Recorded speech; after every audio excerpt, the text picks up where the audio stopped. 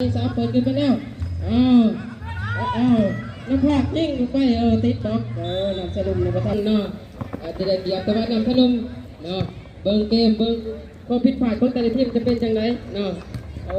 นำสลุมเลยมีตัวบุ๊กตัวเบียดเนาะหมักมาใช้หน้าประตูเปิดเข้าไปแล้วแล้วก็จะได้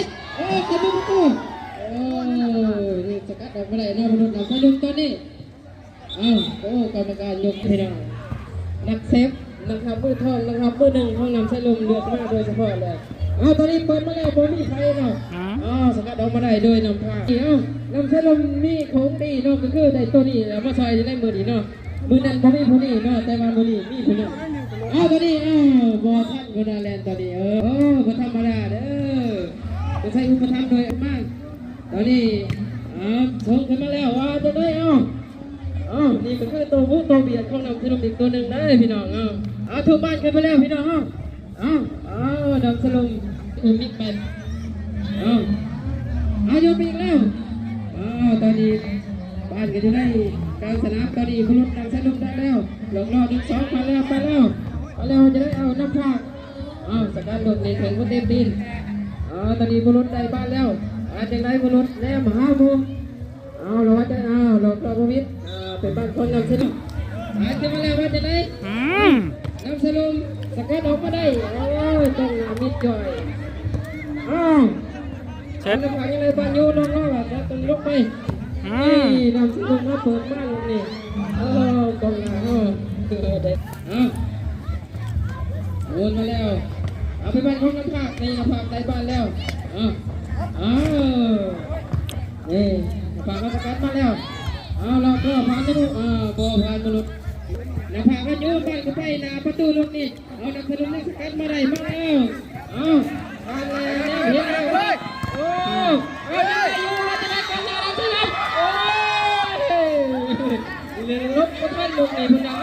นำสลุมอีกคนนึงว่าจะได้หลอกล่อคนนี้เบียดทิ้งกันอยู่ว่าจะได้หลอกล่อซับกระโหลกน้ำเป็นลูกเป็นบานออกนั่นแหละมันเป็นใจผมก็เลยคิดประมาณนี้เป็นยังไงกรรมการเป้าแล้วได้แล้วช่วยงานเหลือเกินขอบใจเด้อยังได้ใจมาแล้วเนี่ยเป็นยัง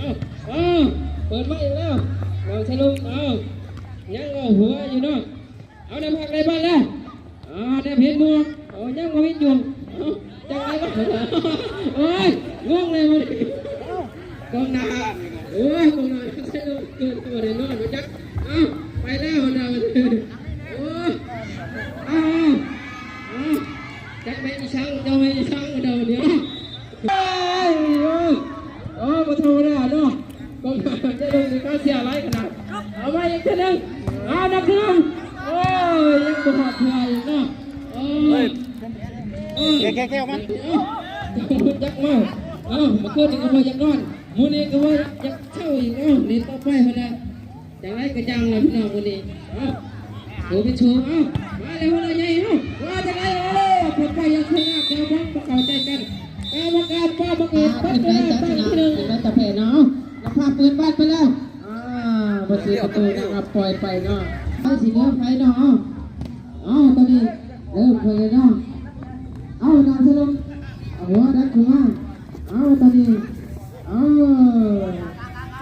เด้อนำสลุมตอนนี้ไงจะบอกมาแล้วยังมืดมันจะได้มันได้เป็นยังมาอีกแล้วได้พอจะได้เราเลยนะต้องเรียกเลยเกือบแล้วได้เยอะตอนนี้กระเพาะน้ำไม่ได้ว่าเยอะลงไปว่าจะได้สกัดอะไรก็ได้เป็นว่าทุ่งกระเพาะมาอีกกระเพาะยืนบ้านเขาว่าดีนะประตูบอลนำสลุมจะได้แล้วนี่ล็อกล่อขึ้นไปล็อกล่อลงมือว่าจะได้มือนิดหน่อยเมื่อยนะไปแล้วนะมันกระเพาะเนี่ยใช่ไหมทำได้หมดเนาะเรามีน้ำซื้อเราเพชรซักผ้าไปแล้วตัดใจมันเราใส่ดังเปล่าเลยไปนำผักโลดเลยมาพบนี่ไปลงนี้นำสนุกมาจากไหนสุพรรณก็เป็นทีมกู้นะวันนี้น้ำผักไป บ่ธรรมดากองหลังน้ำเฉลิมบ่ได้น่าก็สิกินเดียวๆนี่สิเสือนี่คือซับกันหลายกรรมการเนี่ยเนาะน้ำเฉลิมเฮาฟังเสียงเกมเนาะจะได้บัดนี้มาแล้วน้ำพลากเฮาหลักรอยังก่อนเดือนไปแล้วน้ำเฉลิมเฮาได้หรือบ่ได้ไหนนี่ยังบ่เห็นน้ำพลากกันเนี่ยกันอาจารย์ทิมกระเบนนะคนกระเบนเด้ไปเลยบัดนี้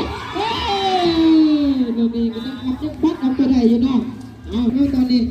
ปัดไปแล้วนิดเดียวเราเสียงกันไปได้โยนไปแล้วน้ำพลากเฮาตอนนี้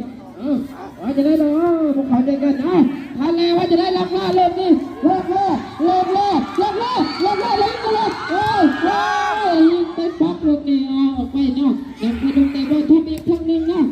กำลังทุบกำลังเบียดตัวนี้นะพดุงมีกำลังใจมาแล้วมีกำลังใจมาแล้วโยนไปเลยว่าจะได้มาเผาแล้วต่อไปเนาะกรรมการเก็บมาได้นะพลาดครับมาแล้วว่าจะได้นำทีมมาสกัดได้โยนนำทีมมาแล้วลักล่าขึ้นมาแล้วลักล่าตอนนี้ลักล่าใช่สอบประเด็นขึ้นแล้ว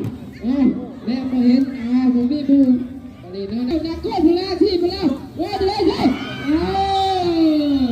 ข้อนี้ที่เด็ดขาดขนาดคนนะเบอร์3พ่อทีมกระเบนมาแล้วว่าจะได้ปีศาจจะเป็นไทยนะเทลงอยู่ไปแล้วว่าจะได้นะพ่อลงพ่อบอกเลยว่าบธรรมดา1-1นี่กินยากคนนั้นกองหลังเลยยิงน่ะนั่นหล่นเตะเต่ากำแพงต้องเตะเข้าไปจังยิงจะได้กรรมการกรรมการมาเห็นเขาถูกเข้าให้เวลานี่ต้องไปได้ว่าเป็นยังมาแล้วลูกนี้ชัดเจนขนาดคนนั้นไปเตะพี่น้องบ้าพี่น้องติดเน็ตเขาเตะไปแล้วนี่ทางไหนว่าจะไหนเลือกรอเตะออกยังใช้งานลูกนี้เนาะน้ำผากไม่ได้บอลไปแล้วส่งลูกนี้ยังบอลผ่านนับสนุกน้ำผากว่าจะได้ลูกนี้กรรมการทีมาเลยว่าเป็นยังเราขาดว่าจะได้มันเป็นยังไงว่าจะได้น้ำผากเดินการแข่งขันต่อไปเปิดมาแล้วยังเอาปัดมาได้สิแลเปิดขึ้นมาแล้วว่าจะได้บอวี่มูตอนนี้น้ำผากสาดขึ้นมาตรงนี้โดนกระโดดสาดขึ้นมากดสีลงไปแก่เจอกันเปิดมาแล้วกรรมการเสียเตะจะผ่านแล้วไว้ใหญ่เนาะไว้ใหญ่ไว้สบายกว่ายำเส้นลมนี่อัดที่หน่อยแต่ว่าคนนี่พอธรรมดาแข่งขันต่อไปน้ำผากเปิดแห่งยังสูงยังโตเนืองนอกสลับน้ำผากก็นำเส้นลมนี่มาแล้วนำเส้นลมมายังสกัดได้อยู่เป็นบานของน้ำผากจะมีเสียงไปดังขึ้นแล้วน้องน้ำผากเปิดไฟลูกนี้ว่าจะได้ย้อนตาประตูไม่ได้ยังลูกนาทีประตูอีกว่าจะได้ธรรมดาเนาะขอเสียงกระมือนะครับพี่น้องพี่น้องก็เช้านี่เด้อตอนนี้มึงได้ในขั้นมือนี่ก่อนนำสนุกกันน้ำผากก็สู่ยังตัวเดียวน้ำผากได้มาแล้วว่าจะได้นำสนุกมายิงกันยิงเตะบอลคนเดียวไปไปพักน้ำผากก็สู่มาแล้วนำสนุกในวันแล้วลองแล้วลองกันเป็นสู่โยนไปแล้วช่างไงนำสนุกตรงนี้ไปได้น้ำผากไปแล้ววิทย์โดยตัวหนึ่งวิทย์ไปแล้ว